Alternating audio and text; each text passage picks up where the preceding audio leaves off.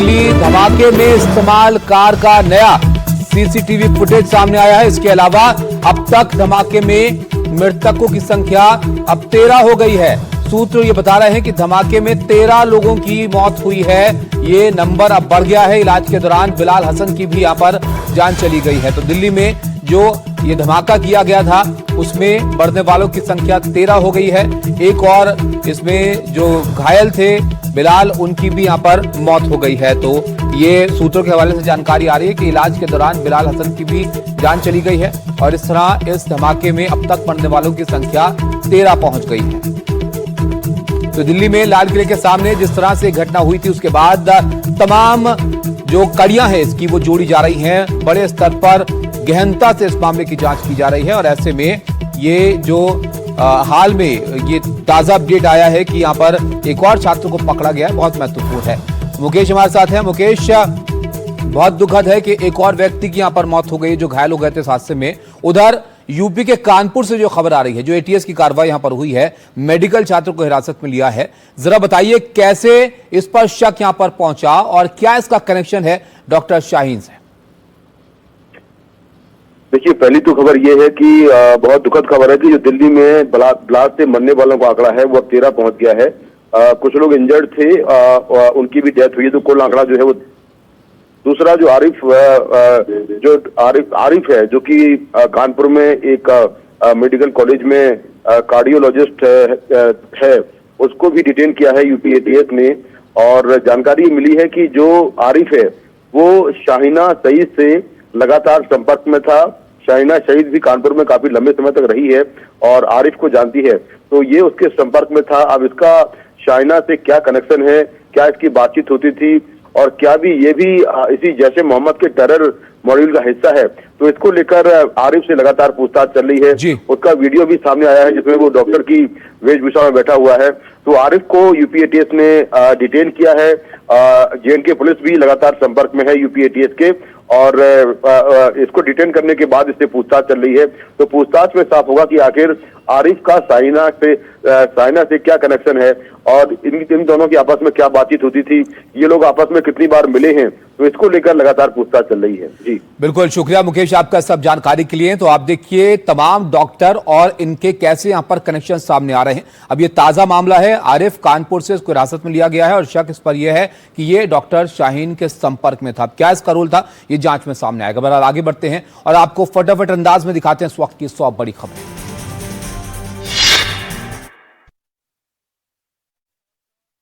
है। और 10 नवंबर को दोपहर में कनॉट प्लेस में ये i20 गाड़ी नजर आई। दिल्ली ब्लास्ट से पहले एक और सीसीटीवी फुटेज सामने आया। मस्जिद के पास टहलता दिखा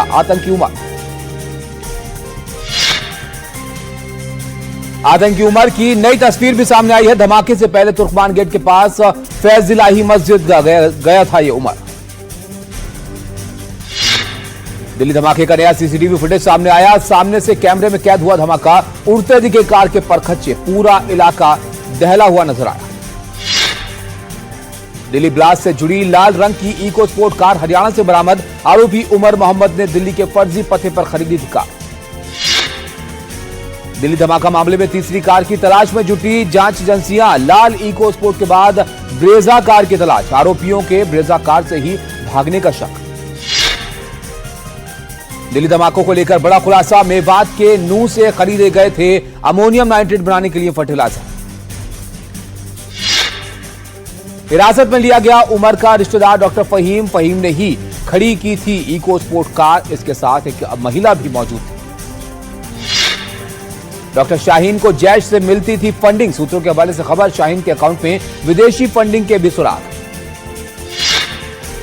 यूपी में महिला विंग के रिक्रूटमेंट सेंटर खोलने में लगी थी शाहीन। सूत्रों के हवाले से खबर, सहारनपुर और हापुड़ में ढूंढ रही थी कमांड सेंटर।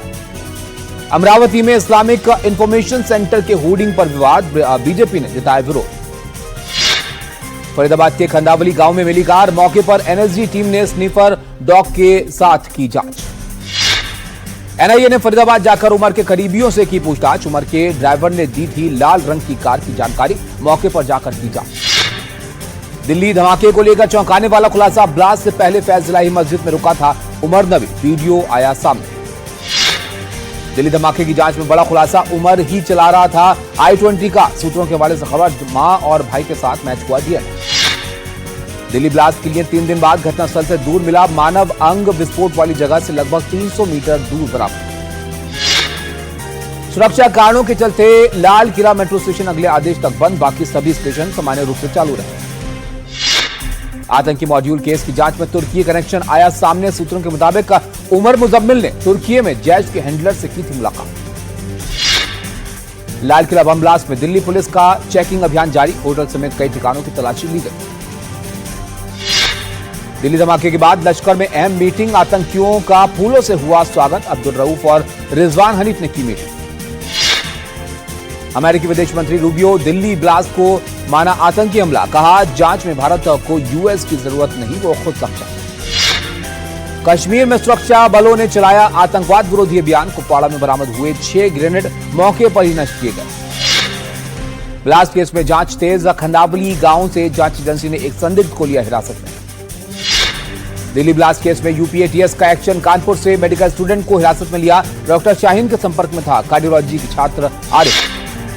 दिल्ली ब्लास्ट के बाद जम्मू कश्मीर में लगातार छापेमारी, बांदीपोरा में पुलिस ने की रेड। देहरादून में पुलिस ने निकाला फ्लैग मार्च, कई इलाकों में अलर्ट, लगातार चेकिंग जारी। जम्मू श्रीनगर हाईवे पर भी कड़ी निगरानी, NH-44 पर लगातार गाड़ियों की चेकिंग। जम्मू कश्मीर के कई इलाकों में लगातार तलाशी अभियान, राजौरी में पुलिस ने गाड़ियों की जांच। हरियाणा के फतेहाबाद में चेकिंग के दौरान एक गाड़ी से 1 करोड़ 75 लाख रुपए कैश बरामद, फिलहाल आगे की जांच जारी। बम ब्लास्ट के बाद गुरुग्राम पुलिस अलर्ट, मेवात के 4 ठगों को किया गिरफ्तार। एक्सिस वाई इंडिया के एग्जिट पोल में एनडीए को 121 से 141 सीट, महागठबंधन को 98 से 118 सीट मिलने का अनुमान। वोट वाइब के एग्जिट पोल में एनडीए का पलड़ा भारी, 125 से 145 सीट मिलने का अनुमान। दिल्ली ब्लास्ट के बाद यूपी के प्रमुख शहरों में बढ़ाई गई सुरक्षा, वाराणसी में भी सुरक्षा बल तैनात, घाटों और मंदिरों पर खास निगरानी।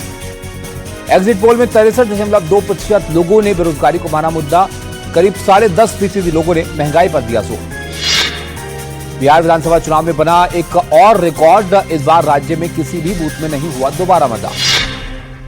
मतदान से पहले पटना में जेडीयू दफ्तर के बाहर मुख्यमंत्री नीतीश कुमार के लगे पोस्टर, लिखा टाइगर अभी जिंदा। बिहार चुनाव को लेकर अखिलेश यादव का बयान, बोले बिहार की जनता ने बदलाव के लिए वोट किया, तेजस्वी यादव सीएम बनने जा रहे हैं। एग्जिट पोल पर कांग्रेस को भरोसा नहीं, सांसद दिग्विजय सिंह ने कहा एनडीए की सरकार बनी तो वोटर लिस्ट और ईवीएम में हेराफेरी हुई। बिहार के रोहतास में ईवीएम के स्ट्रांग रूम के बाहर हंगामा, खाली बक्सों से लदे ट्रक के पहुंचने पर बवाल, धरने पर बैठे महागठबंधन के प्रत्याशी।